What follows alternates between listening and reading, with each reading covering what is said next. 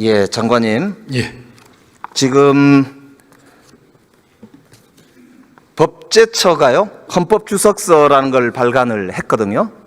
거기에 보면 대통령 직무대행의 범위는 현상 유지 위주로 해야 된다, 새로운 걸 하면 안 된다, 이렇게 되어 있고요. 서울대 총장이자 한국법학교수회 회장인 성낙인 교수 헌법학 책에도 권한대행의 범위 밖에 있는 게 헌법재판소장, 헌법재판관, 대법원장, 대법관 등의 임명이라고 명시되어 있습니다. 이 견해에 대해서 어떻게 생각하십니까? 우리 헌법에는 대통령 권한대행의 권한 범위에 대해서 특별한 규정이 없고 학계나 실무에서는 다양한 견해가 있는 것으로 알고 있습니다. 장관님 견해는 어떠십니까? 저는 여러 견해 중에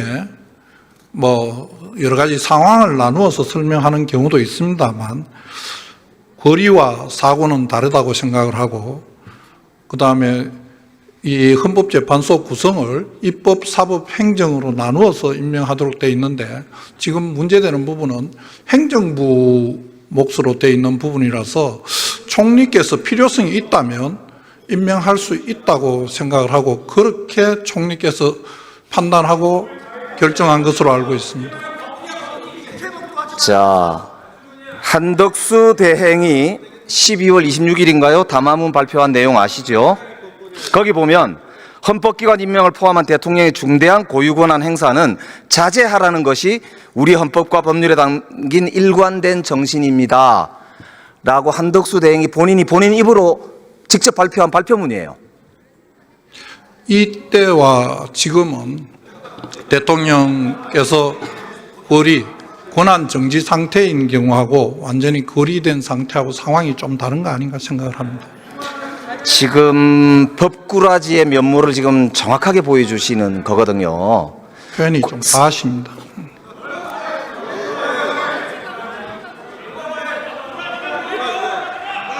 지금 헌법기관의 임명과 하면은 헌법기관들이 하게 되어 있는 거고요.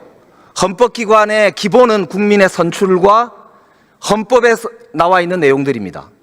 그런데 지금 말씀하신 대로 이거를 자의적으로 이렇게 저렇게 하면서 권력을 자의적 행사하는 거, 그게 지금 이번 내란 사태를 부르는 핵심적 원인이란 말입니다. 저는 이 부분에 대해서는 공화정의 가장 기본 정신인 삼권 분립의 원칙도 많이 고려해야 된다고 생각을 합니다. 삼권 분립의 정신이기 때문에 권한 대행은 선출된 자가 아니기 때문에 이 권한 행사를 하면 안 되는 거예요.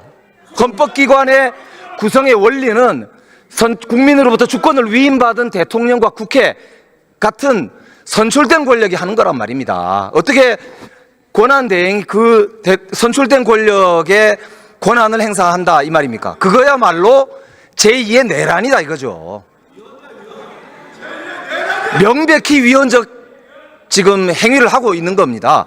법무부 장관이 이거는 지명을 철회하라고 보고를 하셔야 된다고 봐요. 그게 법무부 장관의 직무적 책임이란 말입니다. 그래서 지금 묻고 있는 거예요. 총리께서 여러 가지 다 고려를 하셨을 것이라고 생각하고 제가 말씀드린 바와 같은 그런 이유로 임명을 하신 게 아닌가 생각을 합니다. 이완규 처장하고 비상계엄 난 다음 날 안가회동 하셨죠? 만났습니다. 예. 거기서 무슨 말씀 하셨었어요? 여러 번 국정조사 과정과 저희들 상임위원회에서 이미 많은 말씀을 드렸습니다. 그건 무슨 말씀 하셨어요? 저희들 그때 다 말씀드린 내용이 그날 아침에 저희들 행안부 그다음에 비서실 다 사의를 표했었고 그런 과정에 식사라도 한번 하자 하는 연락이 와서 식사를 하게 되었고 그 과정에 여러 가지 이야기가 있었지만은 제2계엄 이런 내용은 전혀 없었습니다. 지금 장관께서 내란 공범 아니냐 이런 비판을 많이 받으시죠? 저는 내란 공범이라고 생각해 본 적이 한 번도 없고 내란을 공모한 적도 없습니다.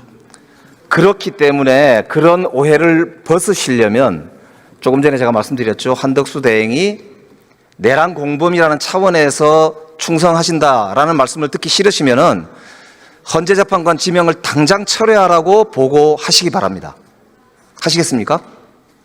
총리께서 여러 가지 고려해서 결정한 것으로 알고 있고 그 결정을 존중합니다. 그 부분이 특히 지금 헌재에 가처분 사건으로 계류 중에 있으니까 제가 옳고 그름을 다 말씀드리기에는 적절하지 않습니다. 자, 오늘 보도를 보니까요. 윤석열, 김건희 부부가 대통령 관저로 갈 때 500만 원 정도의 캣타워, 2천만 원 정도의 흰옥기 욕조가 설치됐었다. 그런데 이사 과정에서 이게 운반이 됐다라고 하는 정황이 나왔거든요. 이게 횡령 아닌가요? 저는 그 내용을 자세히 알지 못합니다. 만약에 그게 사실이라면 횡령 아닐까요?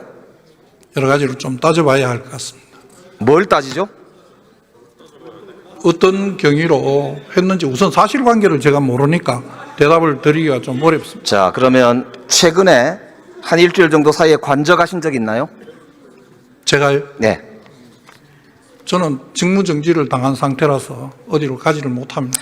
대통령이 지금 그 파면 이후에 사적 만찬을 즐겼다고 나오잖아요. 모르겠다. 알지를 못합니다. 보도 안 보셨습니까? 저는 알지를 못합니다. 그게 만약에 예산으로 사용됐다면 횡령이지요? 그것도 뭐 가정을 전제로 말씀하시는 거라서 제가 대답 드리기에 적절하지 않습니다. 이게 유력 정치인의 부인이 사적으로 법인카드를 썼다고 해서 김혜경 씨의 경우에 검찰이 수사를 어마어마하게 했잖아요. 이거 수사해야 되겠죠? 내용을 확인해 봐야 될 것 같습니다. 그러니까 확인이 되면 수사하시겠죠?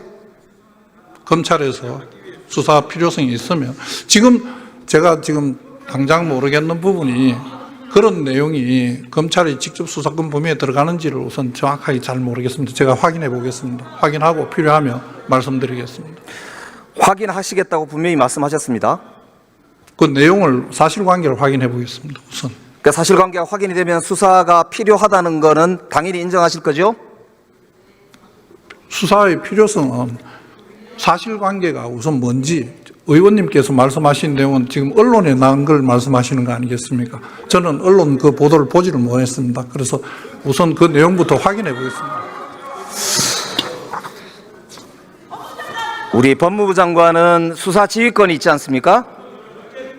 수사 지휘권은 구체적인 사건에 대해서 있습니다. 예. 그래서 예.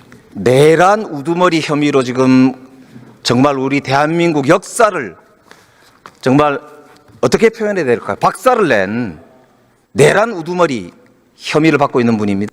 이런 분이 이런 횡령을 하는데 법무부 장관이 그렇게 소극적으로 답변하셔야 되겠습니까?